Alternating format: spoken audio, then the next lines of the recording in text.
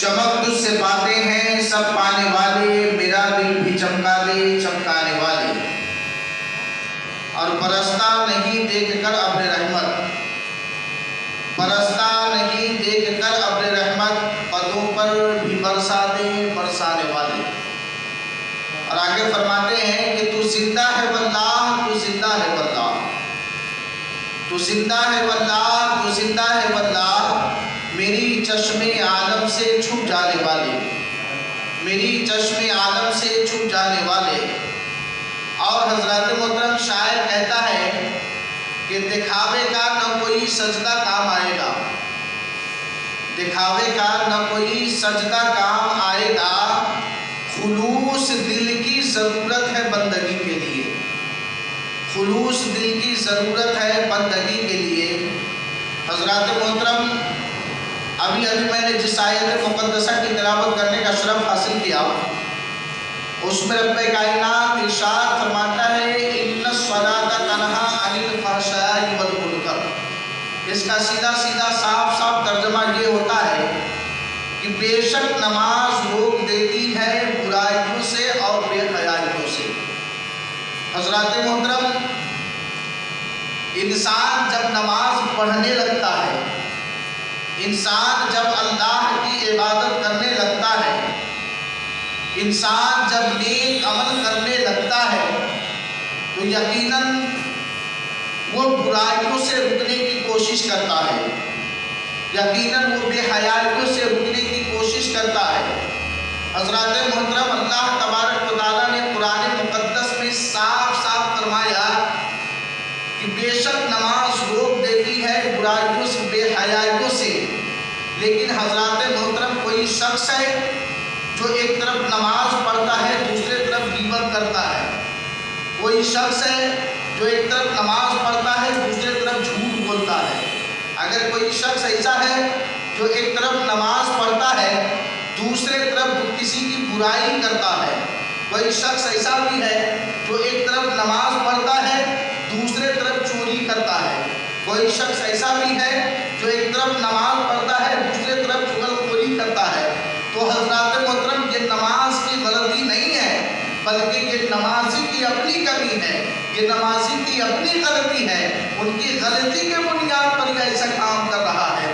حضرات محترم وہ اپنی غلطی کے بنیاد پر ایسا کام کر رہا ہے۔ میرے کہنے کا مطلب یہ ہے کہ اللہ تبارک و تعالیٰ نے قرآن مقدس میں فرمایا کہ نماز روک دیتی ہے برائیوں سے اور بے حیائیوں سے۔ درود پاک پڑھیں تو بھائی اذکر اللہم صلی علی سیدنا شفیعنا مولانا محمد بارک وسلم صلی علیہ الصلوۃ والسلام علیہ یا رسول اللہ صلی اللہ تعالی علیہ وسلم۔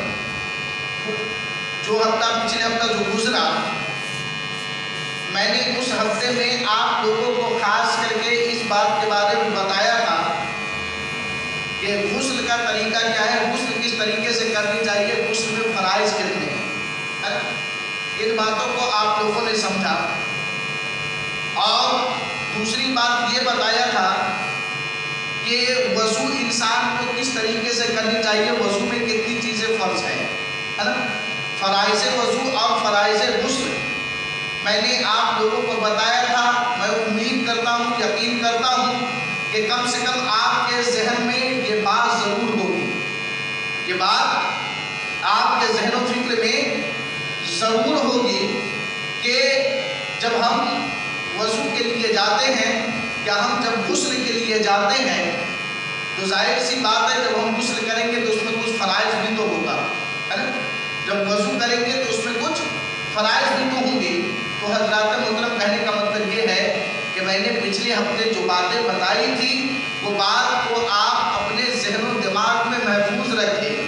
اگر غسل کرنے جائیں گے یہ چیز اگر نہیں کریں گے جو میں نے پچھلے ہفتے بتایا تھا پھر آپ کا غسل مکمل نہیں ہوگا، ہے نا۔ جو میں نے پچھلے ہفتے بتایا تھا کہ وضو میں فرائض کتنے ہیں، اگر وہ فرض اگر ادا آپ نہیں کریں گے تو پھر آپ کا وضو نہیں ہوگا۔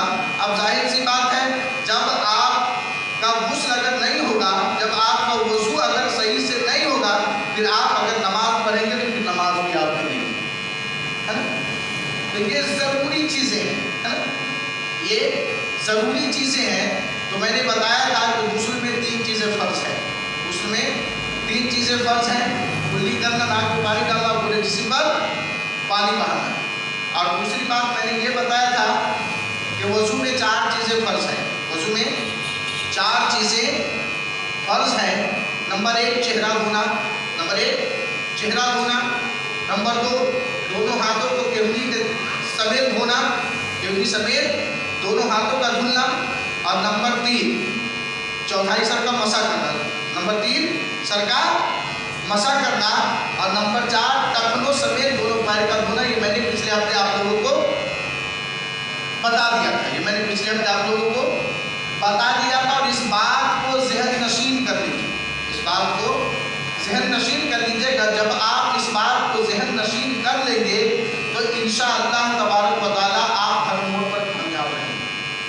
اس لیے کہ ہم نماز پڑھتے ہیں اور ہم پاک نہیں ہیں. ہم نماز پڑھتے ہیں اور ہمارا وضو درست نہیں ہے. تو پھر نماز پڑھ کے کیا فائدہ ہوگا؟ اس لیے کہ نماز ہوگی ہی نہیں. تو کہنے کا مطلب یہ ہے، کہنے کا بات یہ ہے کہ انسان کو چاہیے کہ جب غسل کرنے جائے تو غسل کے فرائض ضرور ادا کر لے. وضو کرنے جائے تو وضو کے فرائض ضرور ادا کر لے. اب آ جائیے نماز کی طرف.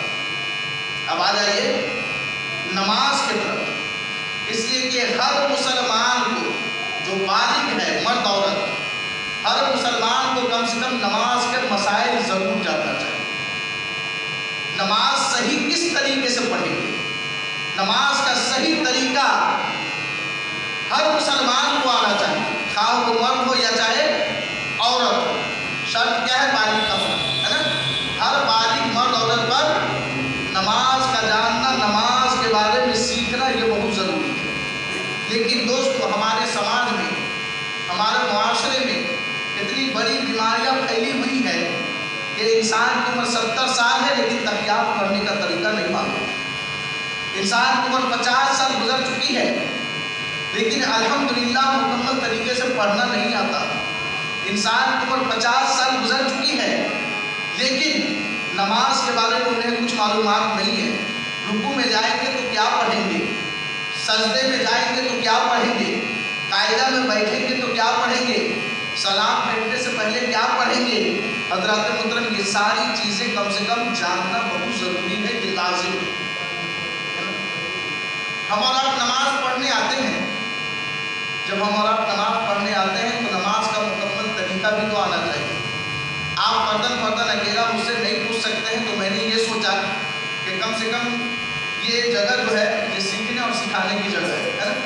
تقریر تو ہر جگہ جا کر کے سن لیتے ہیں، سوشل میڈیا کا زمانہ ہے، کہیں بھی سرچ کریے گا سن لیجیے گا. لیکن جو بات ہم بتا کر کے رکھیں گے کم سے کم وہ بات اگر ذہن میں رہے گی تو آپ اگر کوئی بات باہر کا سنیں گے تو آپ کے ذہن میں یہ بات آئے گی کہ ہمارے امام صاحب نے یہ بات بتایا ہے، ہمارے امام صاحب نے یہ بات بتایا تھا. تو میں آپ لوگوں کو بتا دوں کہ نماز پڑھنے کا مکمل طریقہ آخر ہے کیا، کس طریقے سے نماز پڑھیں گے. تو جیسے ہی ہم نماز پڑھنے کا ارادہ کریں گے تو سب سے پہلے ہمیں پاک ہونا ضروری ہے نا. ہمیں پاک ہونا ضروری ہے. اس کے بعد جب آپ نے پاکی حاصل کر لیا مکمل تو نماز کے لیے وضو کا ہونا یہ ضروری ہے. نماز کے لیے وضو کا ہونا یہ ضروری چیز ہے. آپ کا وضو آپ نے اگر مکمل طریقے سے، صحیح طریقے سے اگر آپ نے کر لیا تب پھر آپ آئیں گے مسجد کے اندر ہے نا. مسجد کے اندر ہو یا گھر میں ہو ہے نا، لیکن زیادہ تر لوگ مسجد کے اندر آتے ہیں ہے نا. تو مسجد کے اندر آئیں گے. آنے کے بعد اب نماز پڑھنے کا طریقہ کیا ہونا چاہیے، نماز پڑھنے کا طریقہ کیا ہونا چاہیے.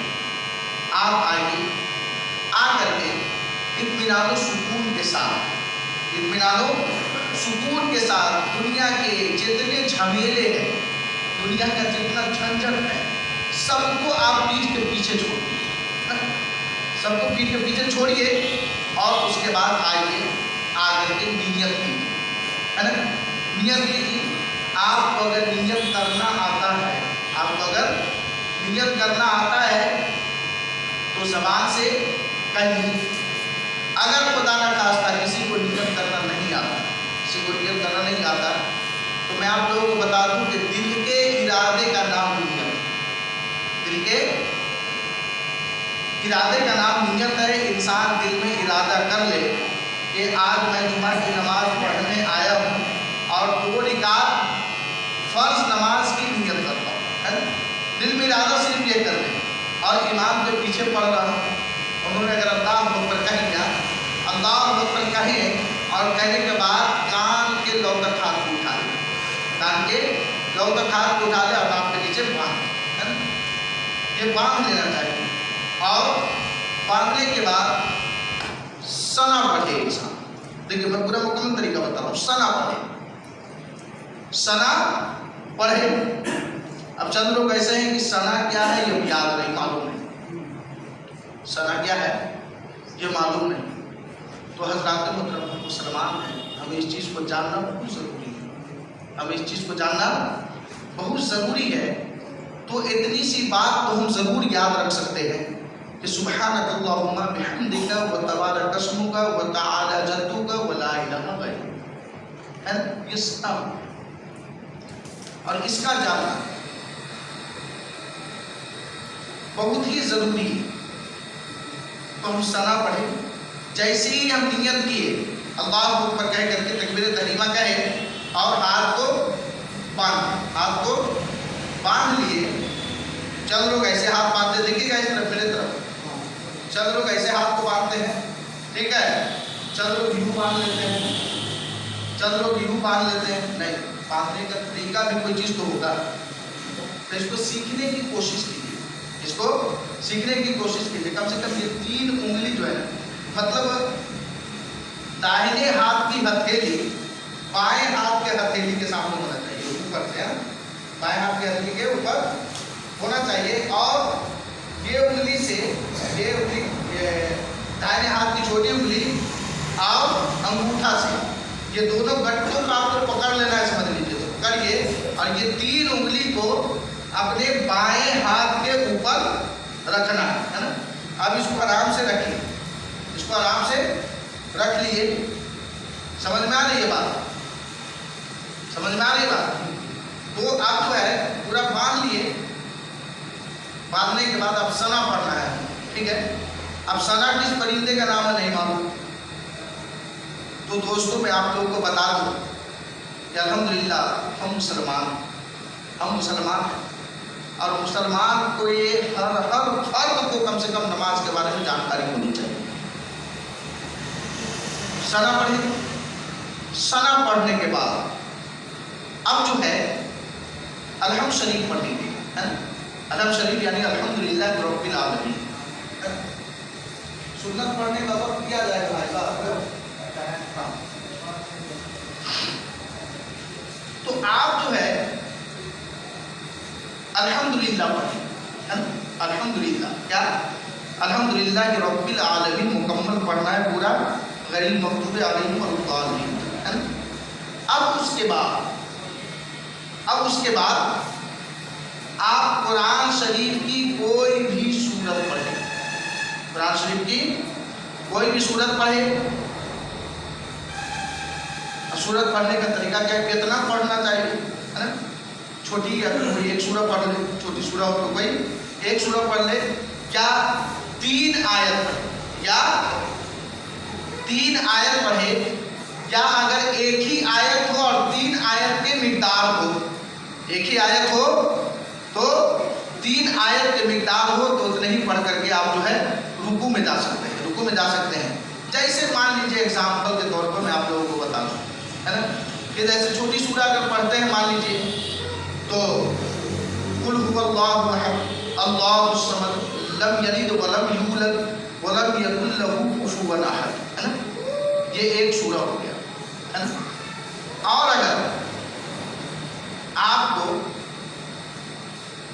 لمبی سورہ یاد نہیں ہے، اگر آپ کہیں کہ قرآن کے کسی بیچ سے کوئی آیت کی اگر آپ تلاوت کر رہے ہیں، کوئی آیت دی آپ تلاوت کر رہے ہیں تو مان کے چلیے کہ الرحمن علم القرآن خلق الانسان، یہ 3 آیت ہو گیا، یہ 3 آیت ہو گیا، یہ 3 آیت ہو گیا۔ الرحمن علم القرآن خلق الانسان۔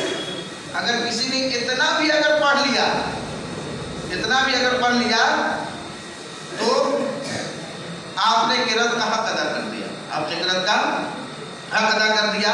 آپ اس پہ رکوع کر سکتے ہیں، اس پہ رکوع کر سکتے ہیں۔ تو کہنے کا مطلب یہ ہوا کہ انسان کو چاہیے، دیکھیے میں بہت ایسی باتیں میں بتا رہا ہوں کہ یہ ہر انسان کی ضرورت ہے، یہ ہر انسان کی ضرورت ہے، ہمیں سوچنا ہے۔ اب بتائیے کہ نیت باندھی، نیت باندھنے کے بعد ہم ثنا پڑھے، ثنا پڑھنے کے بعد الحمد شریف پڑھے، اس لیے کہ الحمدللہ پڑھنا ہر رکعت میں ضروری ہی ہے نا، اس کو پڑھنا ہی پڑے گا، اس کو پڑھنا ہی پڑے گا۔ اور کوئی سورہ ملائے، سورہ ملانے کے بعد اب ہم رکوع میں گئے، اب آپ رکوع میں گئے، رکوع کہتے کسے ہیں؟ رکوع کہتے کسے ہیں؟ تو ہم جو گھٹنے پہ ہاتھ رکھ کے جو جھکتے ہیں اس کو کیا کہتے ہیں؟ اس کو رکوع کہتے ہیں۔ رکوع کس طریقے سے کرنا چاہیے؟ رکوع کس طریقے سے کرنی چاہیے؟ تو کچھ انسان جو ہے گھٹنے تک ہاتھ پہنچاتے ہیں، ایسے ایک دم رہتے ہیں، پورا مکمل طریقے سے جھکتے نہیں۔ کچھ انسان جو ہے بہت زیادہ جھک جاتے ہیں، نہیں، جھکنے کا طریقہ یہ ہونا چاہیے کہ آپ اس قدر جھکے، آپ اس قدر جھکے کہ آپ کے پیٹھ پر پانی سے بھرا ہوا گلاس بھی اگر رکھ دے تو وہ گلاس نہ گرنے پائے، وہ گلاس نہ گرنے پائے۔ یہ صحیح طریقہ یہی ہے، صحیح طریقہ یہی ہے نا۔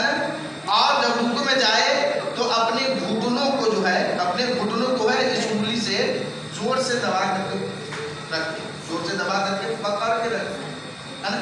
کیا کرتے ہیں؟ بس یوں ہی ٹکا دیتے ہیں یہاں تک ہاتھ پہنچ کے، جیسے مطلب آپ کے لیے ایگزامپل بتاتا ہوں، تو کچھ نہیں ٹکائے جاتے ہیں اور کچھ مکمل ایسے کر کے پورا جھک جاتے ہیں، یہ چیز نہیں ہونا۔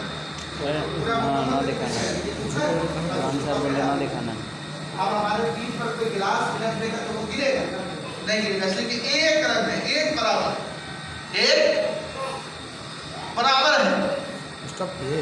اب جب رکوع میں جائے تو رکوع میں پڑھنا کیا ہے؟ رکوع میں پڑھنا کیا ہے؟ اب آدمی کنفیوژن میں ہے یہاں پر کہ سبحان ربی الاعلیٰ پڑھے کہ سبحان ربی العظیم پڑھے۔ تو میں آپ لوگ بتا دوں، ذرا سا میرے طرف دیکھیے، میرے طرف دیکھیے، میں آپ لوگوں سے مخاطب ہوں، اس لیے کہ آپ اگر نیچے دیکھیں گے یا سنیں گے تو پھر ہم کو بتانے کا مقصد نہیں رہ جائے گا، سنانا ہی رہ جائے گا، تو پھر تو آپ سنا سکتے ہیں، ہے نا۔ دیکھیے گا تاکہ مطلب کچھ باتیں آپ کو سمجھ میں آ جائیں، اور جو لوگ جانتے ہیں الحمدللہ تو اچھی بات ہے، بہت اچھی بات ہے، وہ لوگ کا ذہن جو ہے نشیب ہو جائے گا، وہ تازہ ہو جائے گا، ہے نا۔ لیکن جو لوگ نہیں جانتے کم سے کم سیکھ لیں گے، کم سے کم میرے ذریعے سے سیکھ لیں گے۔ تو کہنے کا مطلب یہ ہے کہ رکوع میں جب جائیں گے، رکوع میں جانے کے بعد کون سی تسبیح پڑھنا ہے؟ تو انسان کو چاہیے کہ رکوع میں جائے تو سبحان ربی العظیم پڑھنا ہے۔ کیا؟ سبحان ربی العظیم، اور یہ مکمل تلفظ کے ساتھ ہونا چاہیے، یہ مکمل تلفظ کے ساتھ ہونا چاہیے۔ بہرحال اس پہ میں بعد میں روشنی ڈالوں گا، لیکن پہلے جو ہے میں اس کو بتاتا ہوں۔ سبحان ربی العظیم پڑھنا ہے، کئی بار پڑھنا ہے؟ کم سے کم 3 بار پڑھیے، کم سے کم 3 بار پڑھیے۔ اگر وقت نہیں، اگر کسی نے ایک بار بھی اگر پڑھ لیا تو پھر اس کی نماز ہو جائے گی، اس کی نماز ہو جائے گا۔ ایسا نہیں کہ ایک بار پڑھ کر کے اٹھ گیا تو ہماری نماز نہیں ہو گئی، ایسا معاملہ نہیں ہے، ایسا معاملہ نہیں ہے۔ اگر کسی نے ایک بار بھی پڑھ لیا تو نماز ہو جائے گی۔ تو سبحان ربی العظیم پڑھے، اور پڑھنے کے بعد پھر اوپر کھڑے ہو گئے جیسے پہلے تھے کھڑے۔ تو جب ہم کھڑے ہوں گے، رکوع سے جب اٹھیں گے تو پھر اس میں بھی کچھ پڑھنا پڑتا ہے، اس میں بھی کچھ پڑھنا پڑتا ہے۔ تو اس میں کیا پڑھنا ہے؟ سمی اللہ لمن حمیدہ۔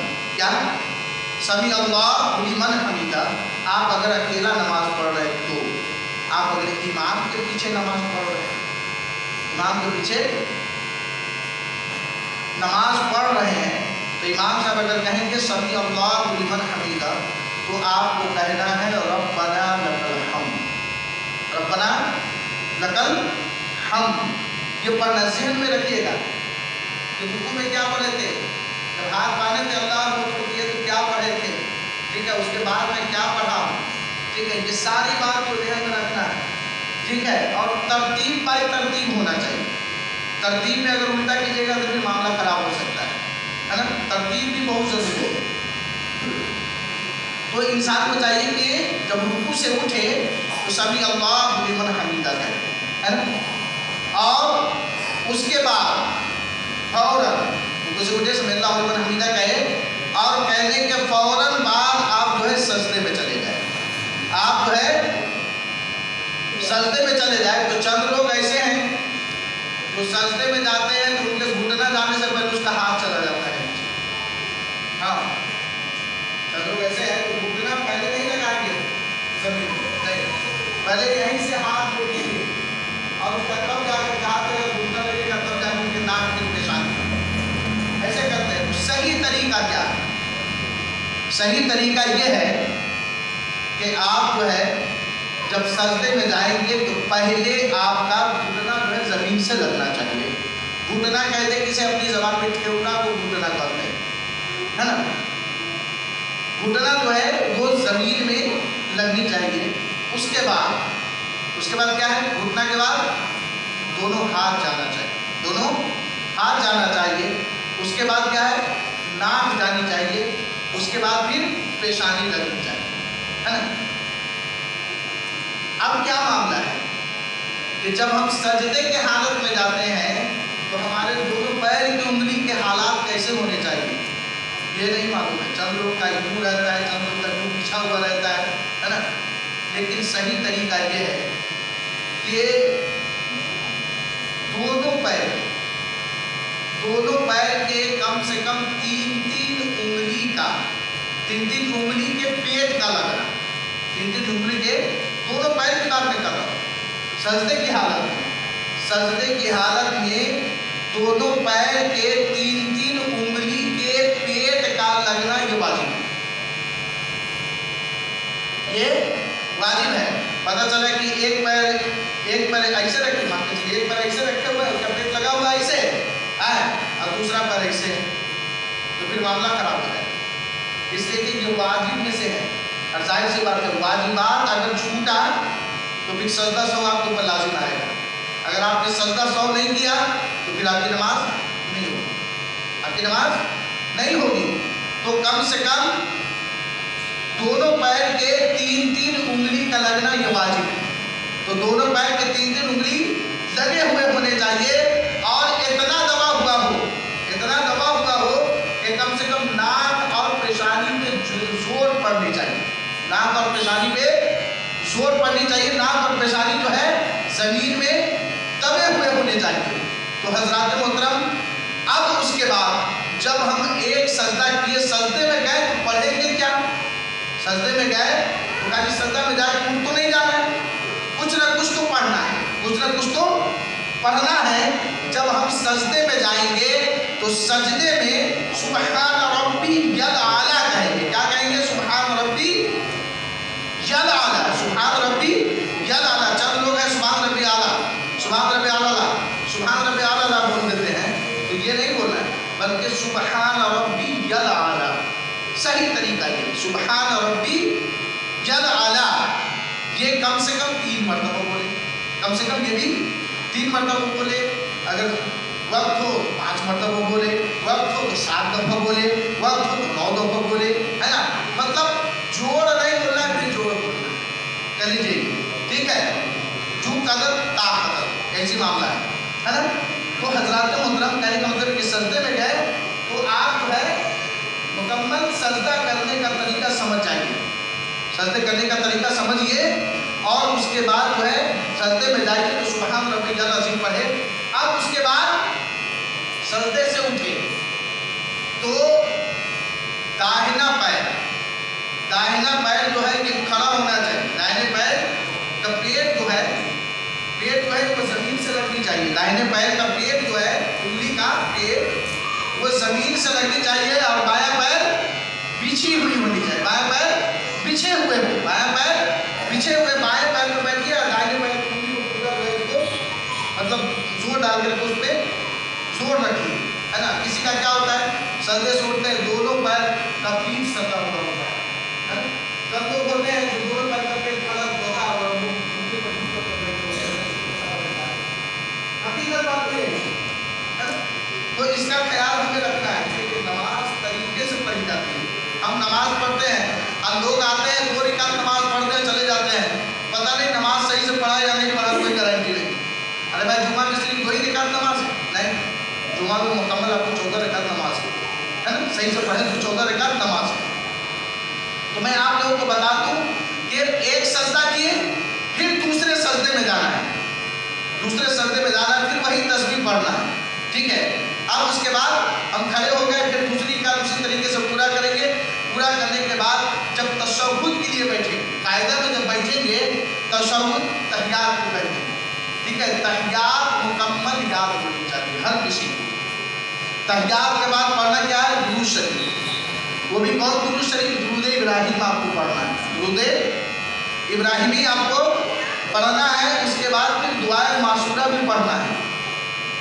तो दोस्तों अभी इतने लोग अल्हम्दुलिल्लाह जुमा में हाजिर हैं, इतने लोग जुमा में हाजिर हैं। बातें तो बहुत लंबी लंबी कर लेंगे, लेकिन नमाज के बारे में अगर पूछ दिया जाए तो बहुत परेशान हो जाएंगे। किस खजाने में कितना रुपया है वो सब याद है, किस बैंक में कितना डाले हैं वो सब याद है, किस खेत का कितना नंबर है ये सब याद है हर किसी को। लेकिन नमाज के बारे में अगर पूछा जाए कि भैया तहियात पढ़ के सुना दीजिए तो नहीं याद है, दुरूद शरीफ पढ़ के सुना दीजिए तो नहीं याद है, दुआए मासूरा पढ़ के सुना दीजिए तो नहीं याद है, और दुआए कुनूत तो अच्छे अच्छे लोगों को याद नहीं रहता, दुआए कुनूत अच्छे अच्छे लोगों को याद नहीं रहता। तो हमें और आपको चाहिए कि कम से कम जो है इन बातों का जानना बहुत ज़रूरी है ना, कि नमाज सही तरीके से किस तरीके से हम पढ़ेंगे। तो कम से कम मैं आप लोगों से ये गुजारिश करता हूँ कि जिन लोगों को तहियात याद ना हो वो तहियात बराए मेहरबानी याद कर ले, जिन लोगों को दुरूद इब्राहिम याद ना हो बराए मेहरबानी वो याद कर ले, जिन लोगों को दुआए मासूरा याद ना हो बराए मेहरबानी से आप याद कर ले, जिन लोगों को दुआए कुनूत याद ना हो दुआए कुनूत याद कर ले। मैं आप लोगों को तरीका भी बताता हूँ कि मान के चलिए कि चंद लोग हैं जो पढ़े लिखे नहीं है, वो कैसे याद करेंगे। चंद लोग हैं कि जो पढ़े लिखे नहीं है, अरबी नहीं जानते हैं, तो हिंदी में भी सब कुछ आ गया, अंग्रेजी में भी आ गया, लेकिन वो भी नहीं जानते तो पूरे मुकम्मल जाहिल है, तो कैसे याद करेंगे। तो एक जाहिल आदमी स्क्रीन टच मोबाइल चला सकता है कि नहीं चला सकता है, और भी बेहतरीन चलाता है, पढ़े लिखे आदमी से अच्छा चला लेता है। अब बताइए कि जिसमें सोशल मीडिया का ज़माना है, जिस मोबाइल में हम और सब फहश चीज़ें निकाल करके देख सकते हैं, तो उसमें से हम तहियात भी निकाल कर सुन सकते हैं, दुरूद भी निकाल करके सुन सकते हैं। लेकिन दोस्तों हमें तो गाना सुनने से फुर्सत नहीं है, हमें तो फिल्म देखने से, सीरियल देखने से, नाटक देखने से फुर्सत नहीं है, हमें दुनियावी सारी बात देखने से फुर्सत नहीं है। तो हम तहियात कहाँ से सुनेंगे, कुरान के आयात कहाँ से सुनेंगे, उसमें दुरूद पाक कहाँ से देखेंगे। तो हज़रात मोहतरम अगर आपको सही नमाज पढ़नी है, आप अगर सही से नमाज पढ़ना चाहते हैं, वाकई में अगर पढ़ना चाहते हैं, तो ये कोई भारी चीज़ नहीं है, इंसान इत्मीनान से आराम से सीख सकता है और पढ़ सकता है। अगर मान के चलिए कि आपको मोबाइल के ज़रिए से नहीं प्रॉब्लम हो रहा है, तो आप मेरे पास आइए, मैं आपको सिखाने को तैयार हूँ। मैं नहीं सिखाऊंगा तब तो मैं गुनहगार हूँ, लेकिन आप आइए, अगर मैं नहीं सिखाता हूँ फिर आप हमको बोलिएगा कि हज़रत आप बोले थे वहाँ से, लेकिन आप बताए नहीं हमको। आप आइए मेरे पास, मैं सिखाने को तैयार हूँ। आप आइए मेरे पास, आप बैठिए मेरे साथ में, असर की नमाज के बाद बैठिए, हमको पकड़ लीजिए कि हमें तहियात सीखने की ज़रूरत है, सीखेंगे। लेकिन दोस्तों असर की अजान हो रही तो रास्ते पर घूम रहे, मगर मस्जिद की तरफ आने की तौफीक नहीं होती है। मगरिब की अजान हो रही है, बस 4 लड़के मिल करके हम बात करें, लेकिन मस्जिद में आने की हिम्मत नहीं होती है। ऐशा की अजान हो रही है, खाना पीना खा करके रोड पर टहल रहे हैं, लेकिन आने की तौफीक नहीं होती है। तो हमें और आपको चाहिए कि कम से कम नमाज सही से पढ़े और मुकम्मल पढ़े। मैंने जो बातें बताई हैं, इन बातों को आप ज़रूर ध्यान रखें, ہے نا. ان باتوں کا آپ ضرور دھیان رکھیے, ضرور خیال رکھیے, اس لیے کہ گرمی کا موسم بہت زیادہ ہے. اللہ کی بارگاہ میں دعا ہوں کہ اللہ تبارک و تعالیٰ اس گرمی کو کم کر دے. اور ہم لوگوں کو جو بات میں نے بتائی ہے اور آپ نے جو سنا ہے, سب سے پہلے مجھے خود اس پہ عمل کرنے کی توفیق رفیق عطا فرمائے, اس کے بعد سبھی کو عمل کرنے کی توفیق رفیق عطا فرمائے. آمین آمین. بجاہ سید المرسلین وآخر دعوانا ان الحمدللہ رب العالمین. ہمارے کہنے میں یا سننے میں کسی بھی قسم کی کمی بیشی ہو گئی ہو تو میں آپ لوگوں کو گواہ بنا کر توبہ استغفار